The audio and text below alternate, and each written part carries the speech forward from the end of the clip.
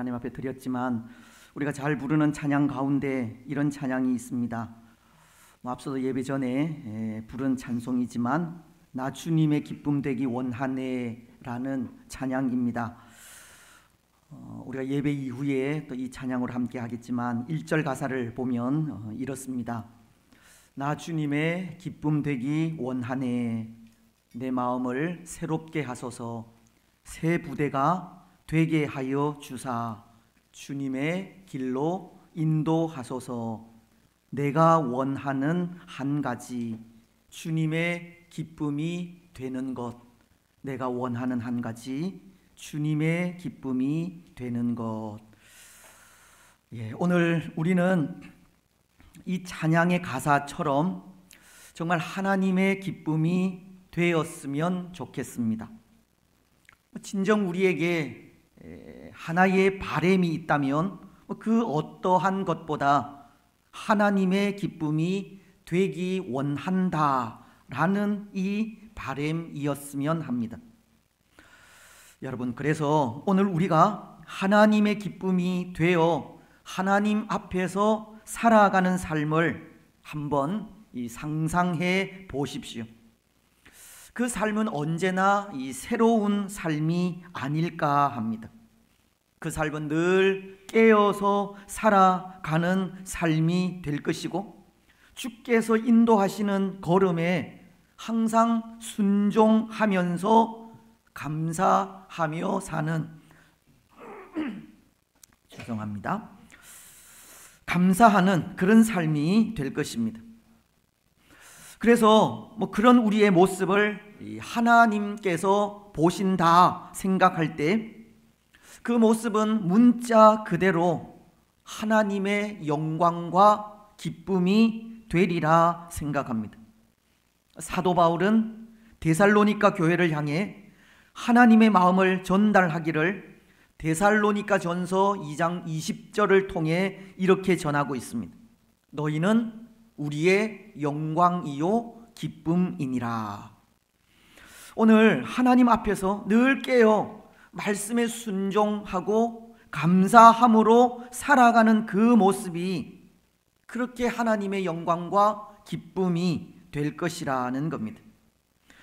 여러분, 오늘 우리는 늘 깨어 말씀에 순종하시고 또 감사하는 삶을 통해 하나님의 기쁨이 되시기 바랍니다.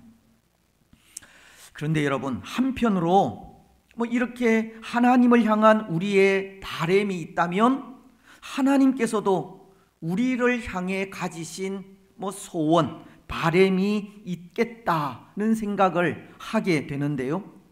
그렇지 않겠습니까? 무엇이겠습니까? 오늘 우리를 향해 가지신 하나님의 바람이 있다면 무엇이겠습니까? 때로 우리가 하나님의 기쁨이 되기를 기다렸다는 듯 그러한 것들을 구체적으로 요구하시는 것이 하나님의 바람이겠습니까? 예를 들면 성도인 우리가 믿음의 삶을 살아가면서 해야 하는 일, 즉 주일을 거룩하게 지키는 일이나 예배 생활을 잘하는 일, 그리고 헌신과 봉사의 삶을 살아가는 그런 일들을 하나님께서 바라시겠느냐는 겁니다. 저는 그런 것들이 우리를 향하신 하나님의 바람은 아니리라 생각합니다. 물론 그러한 것들이 우리 신앙의 삶에 있어 중요하고 또 필요한 부분이기는 하지만 그런 것들은 하나님의 기쁨이 되기를 원하는 사람들에게서 지극히 자연스럽게 나타나는 부분이기에 하나님은 그런 것을 원하시지 않으리라는 겁니다. 때로 우리는 그렇지 않습니까? 하나님 앞에 어떤 행위적인 요소들로 나아가면 하나님께서 좋아하실 것이라 생각하지만 하나님께서 원하시는 것은 그런 것이 아니라는 겁니다. 이사야 선지자도 이사야서 1장 11절을 통해 이렇게 말씀하고 있습니다.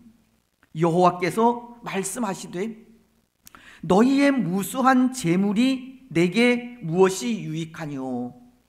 나는 순양의 번제와 살찐 짐승의 기름에 배불렀고 나는 숫송아지나 어린 양이나 숫염소의 피를 기뻐하지 아니하노라. 오늘 우리가 하나님 앞에 행하는 행위가 마음 없이 진실함 없이 행한다거나 하나님의 뜻을 분별하지 않고 행하게 된다면 그것은 하나님께도 부담이 되는 겁니다. 좋아하시지 않는다는 겁니다.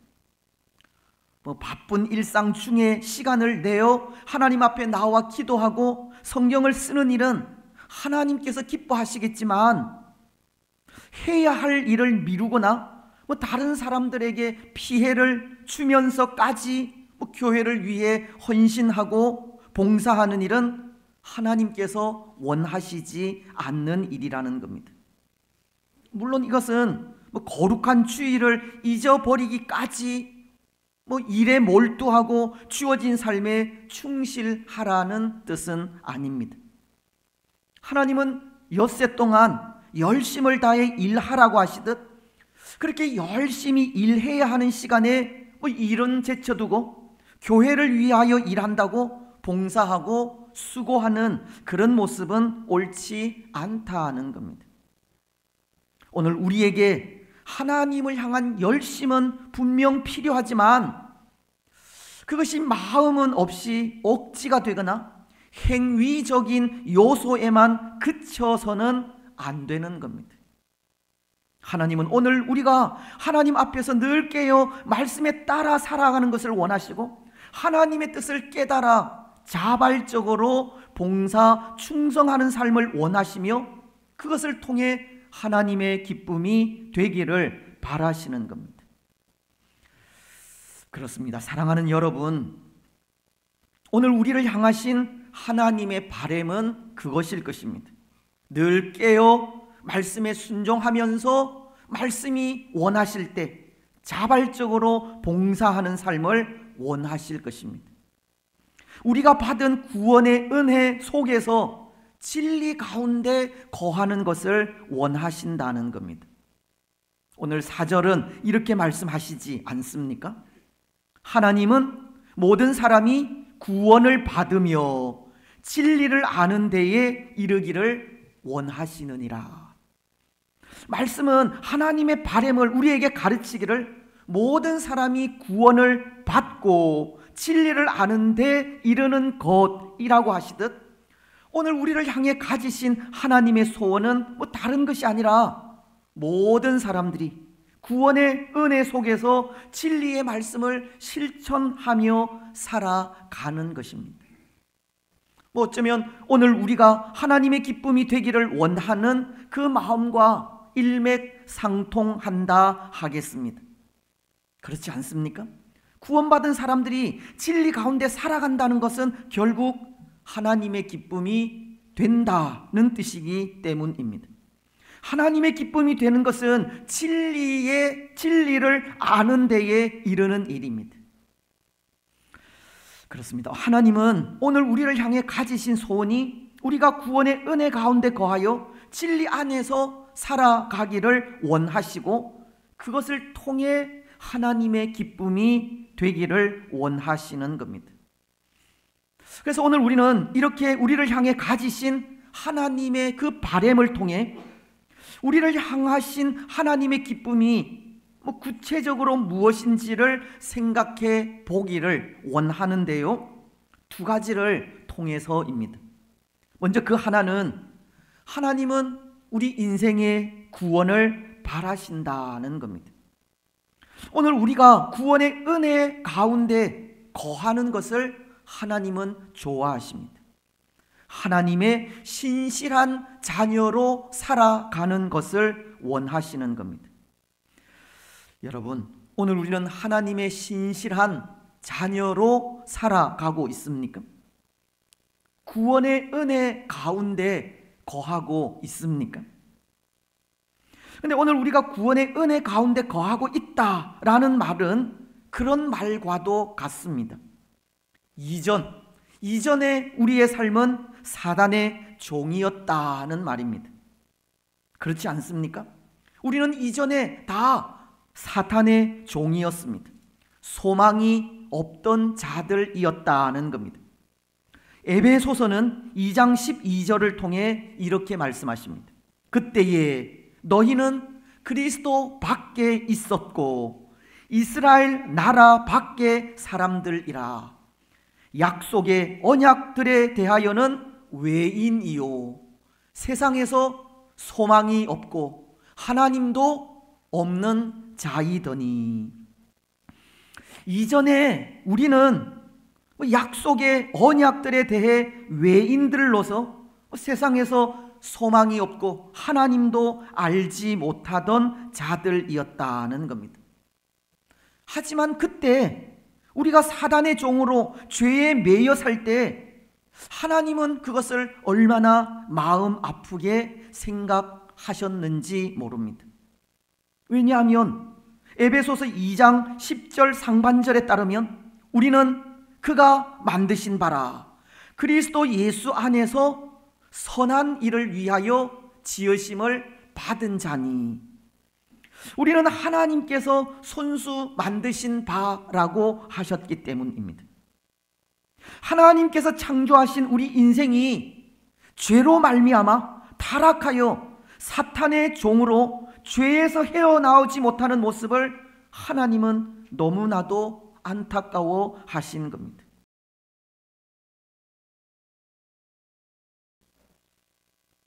하나님은 오늘 우리를 하나님의 선한 일을 위하여 손수 창조하셨는데 그런 우리 인생이 타락하여 그 선한 일을 행하지 못하는 그런 일을 보시고 하나님은 그 마음에 안타까움을 가지셨다는 겁니다. 그래서 하나님의 바람이 모든 사람이 구원받는 하나님의 자녀가 되는 것이라고 하신 겁니다.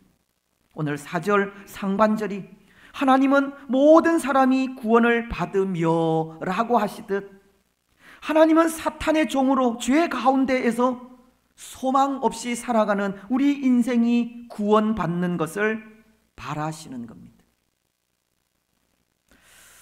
여러분, 사실은 오늘 우리도 하나님의 이런 마음을 가져야 하지 않습니까? 아직도 구원의 진리를 깨닫지 못하는 우리 가족들을 바라보면서입니다. 아직도 주님 앞에 나오지 못하는 우리 주위 사람들을 바라보면서 우리는 하나님과도 같이 한 영혼을 향한 긍휼의 마음을 가져야 한다는 겁니다.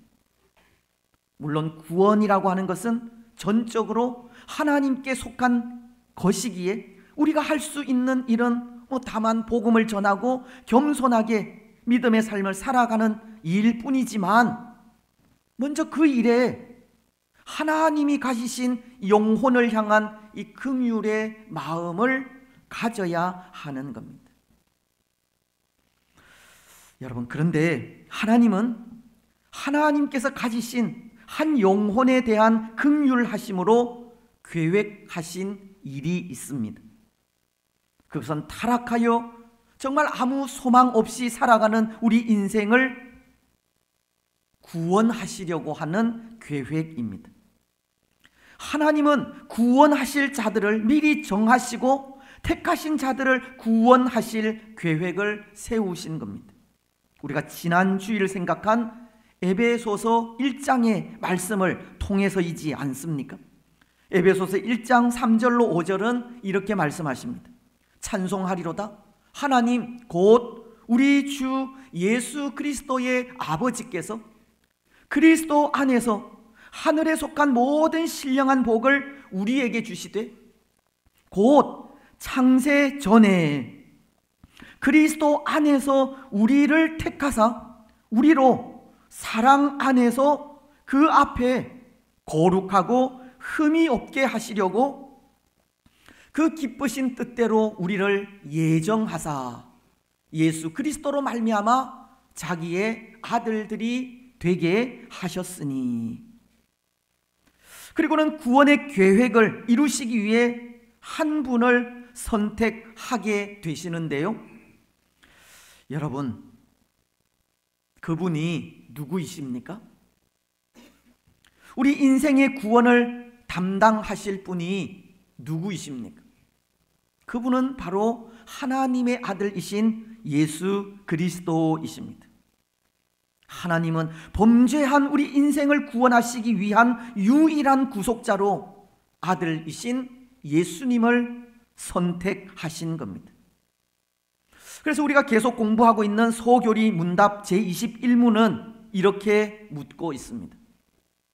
하나님의 택하신 자들의 구속자는 누구이십니까? 그에 대한 대답은 이런데요. 하나님의 택하신 자들의 유일한 구속자는 주 예수 그리스도이시며 그는 영원하신 하나님의 아들로서 사람이 되셨고 한 위에 구별된 두 가지 성질을 가지고 있는데 그는 하나님이시며 사람이십니다. 우리 인생의 구원을 위해 하나님께서 보내고자 계획하신 분은 근본적으로 하나님의 본체이시며 하나님의 아들이시기도 한 예수님이시고, 하나님은 예수님을 사람의 모양으로 이 세상에 보내는 거였습니다. 그런데 여러분, 하나님은 우리의 구원자로 예수님을 이 세상에 보내실 때 왜 사람의 모양으로 보내셨겠습니까? 하나님과 우리 사람 사이에 그 중재자, 중보자의 역할을 하시기 위해서입니다. 오늘 5절이 그것을 이렇게 말씀하고 있습니다. 하나님은 한 분이시요, 또 하나님과 사람 사이에 중보자도 한 분이시니 곧 사람이신 그리스도 예수라. 하나님과 범죄한 우리 인생 사이에 그 무너진 관계를 회복시키실 중보자로 하나님 본체이신 예수님께서 사람의 몸을 입고 직접 이 땅에 오시는 일이었다는 겁니다. 하나님이신 예수님께서 사람으로 이 땅에 임하셔서 속죄의 사역을 감당하시는 일 외에는 그 어떠한 것도 사람과 하나님 사이를 중재할 수 없었기 때문입니다. 하나님이신 예수님께서 직접 사람의 몸을 입고 오셔서 행하시는 그 속죄의 사역만이 하나님과 사람 사이의 무너진 관계를 회복할 수 있었기 때문이라는 겁니다. 여러분, 그래서 예수님께서 우리의 구원을 위해 하신 일이 무엇이었습니까? 우리를 대신하여 십자가 위에서 죽어 주신 일입니다. 우리의 죄를 대신 지시고 화목 제물이 되어 십자가에 달려 죽어 주심으로 하나님과 사람 사이를 화목하게 하신 겁니다. 요한 1서는 4장 10절을 통해 이렇게 말씀하십니다. 사랑은 여기 있으니 우리가 하나님을 사랑한 것이 아니요 하나님이 우리를 사랑하사 우리 죄를 속하기 위하여 화목 제물로 그 아들을 보내셨음이라. 예수님은 하나님과 사람 사이의 중보자로서 친히 화목 제물이 되심으로 그 관계를 회복시켜 주신 겁니다. 그리고 지금도 중보자로서 우리 인생이 하나님을 만날 수 있도록 길이 되어 주고 있는 겁니다. 그래서 우리는 예수님을 구속자라, 구원자라고 부릅니다. 친히 사람이 되셔서 이 땅에 오시고 화목 제물이 되셔서 십자가 위에서 죽으심으로 하나님과의 관계를 화평하게 하셨기 때문입니다. 오늘 우리 인생은 중보자로서 이 땅에 오셔서 십자가 위에서 피 흘려 죽으신 예수님을 믿고 우리 죄를 회개하면 죄의 사슬로부터 해방이 되고 영원한 자유를 누리게 되는 겁니다. 구원받은 하나님의 자녀로 하나님께서 우리 인생을 만드신 그 뜻대로 살아갈 수 있다는 겁니다. 그래서 하나님은 우리의 구속자로 이 땅에 오신 예수님을 통해 우리 모두가 구원받기를 바라고 있는 겁니다. 하나님의 바람은 예수님으로 인해 우리 모두가 구원받는 일이고, 오늘 우리가 예수님을 구주로 영접하여 구원이 이루어질 때 그것을 가장 기뻐하시는 겁니다. 여러분, 오늘 우리는 다시 한번 하나님의 기쁨이 되기를 원하지 않으십니까? 이 시간 나의 모든 죄를 대속하시기 위해 참 구원자로 임하신 분이 예수님이심을 고백하시기 바랍니다. 그리고 다시 한번 우리 마음속에 예수님을 나의 구원자로 모셔드리시기를 바랍니다. 그래서 예수님을 믿어 영접함으로 구원의 은혜를 받아 하나님의 기쁨이 되시기를 바랍니다. 이제 또 하나, 오늘 말씀을 통해 하나님의 기쁨이 무엇인지를 생각할 때 그것은 진리를 아는 것에 자라가는 일입니다. 오늘 4절 하반절은 이렇게 말씀하고 있기 때문입니다. 모든 사람이 다 구원받기를 바란다고 하시면서 진리를 아는 데에 이르기를 원하시느니라. 여러분, 하나님은 오늘 우리가 진리를 알고 진리 안에서 자라가는 것을 좋아하십니다. 그런데 진리는 예수님이시지 않습니까? 그것을 요한복음 14장 6절이 말씀하시기 때문입니다. 내가 곧 길이요 진리요 생명이니 나로 말미암지 않고는 아버지께로 올 자가 없느니라. 예수님은 길이요 진리요 생명이십니다. 오늘 우리는 진리를 아는 일에 자라가야 합니다. 예수님을 아는 일에 자라가야 한다는 겁니다. 그래서 베드로 사도가 권면하는 말씀이 있습니다. 베드로 후서 3장 18절 상반절은 오직 우리 주 곧 구주 예수 그리스도의 은혜와 그를 아는 지식에서 자라가라. 또 에베소서 4장 13절도 이렇게 말씀하십니다.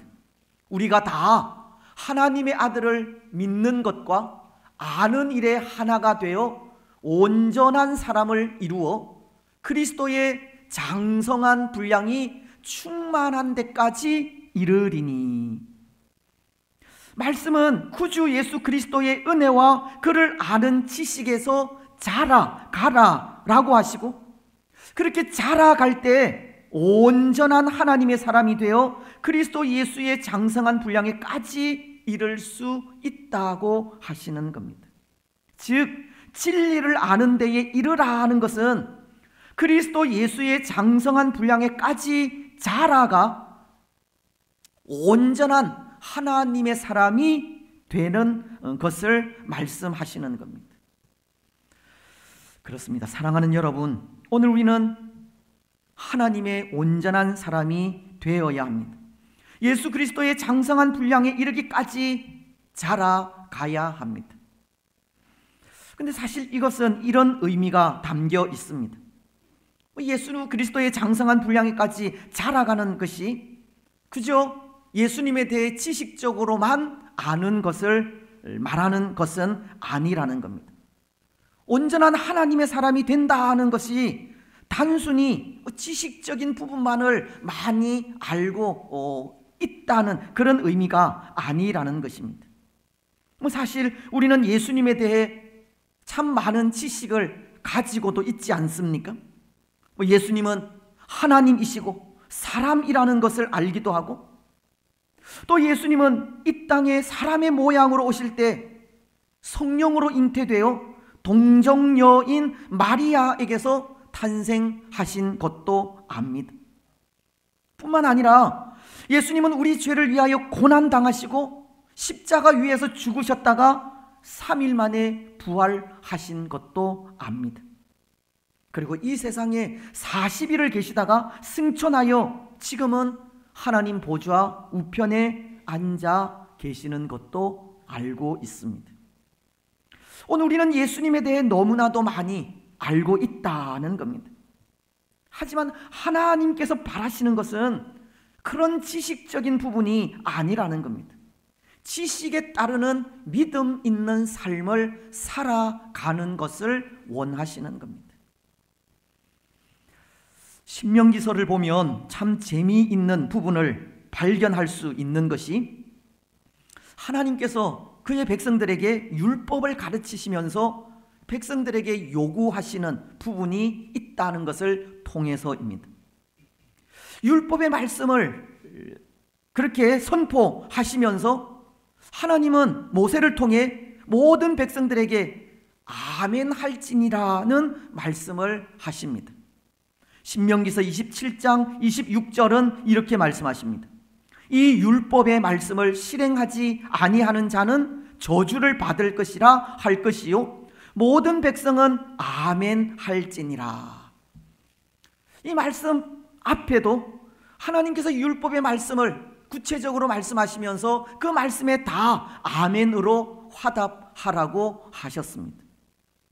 여기 아멘이라고 하는 말은 진실로 그러하다라는 뜻인데요, 하나님의 말씀, 규례, 명령, 그 모든 것은 하나도 틀림이 없고 그것을 믿고 받아들이라고 하는 의미입니다.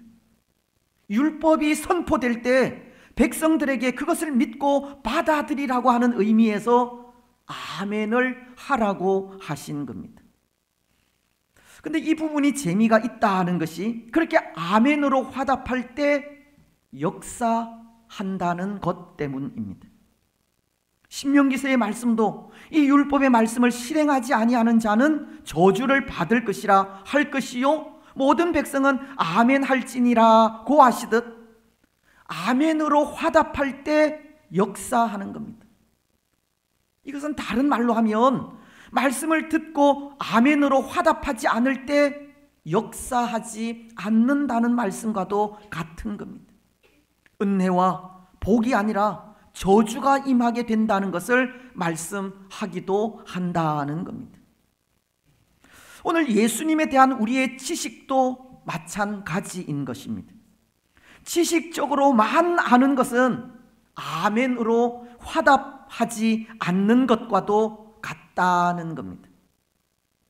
예수님에 대해 지식적으로만 알 뿐 지식에 따르는 믿음의 삶이 없는 것은 역사하지 않는 믿음이라는 것을 가르친다는 겁니다. 예수님이 하나님의 아들이요 우리의 유일한 구원자라고 할 때 그 말씀이 마음으로 믿어지면 아멘으로 화답해야 하고, 전적으로 하나님의 아들이신 예수님만을 믿고 의지하는 삶을 살아가야 한다는 겁니다. 믿음은 지식이 아니라 지식에 따르는 삶의 모습으로 나타나야 하고, 그것이 예수 그리스도의 장성한 분량에까지 자라가는 삶이며 하나님의 사람으로 온전한 모습을 가지는 것입니다.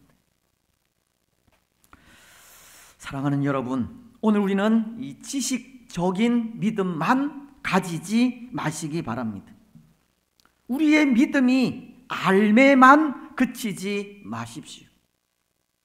아는 대로, 믿는 대로 순종하고 실천하는 삶을 살아가시기 바랍니다. 경건의 모양만이 아니라 경건의 능력이 나타나는 진정 삶이 있는 신앙의 삶을 진실하게 살아가시기 바랍니다. 그래서 그 삶을 통해 예수 그리스도의 장성한 분량에까지 자라 하나님의 기쁨이 되시기 바랍니다.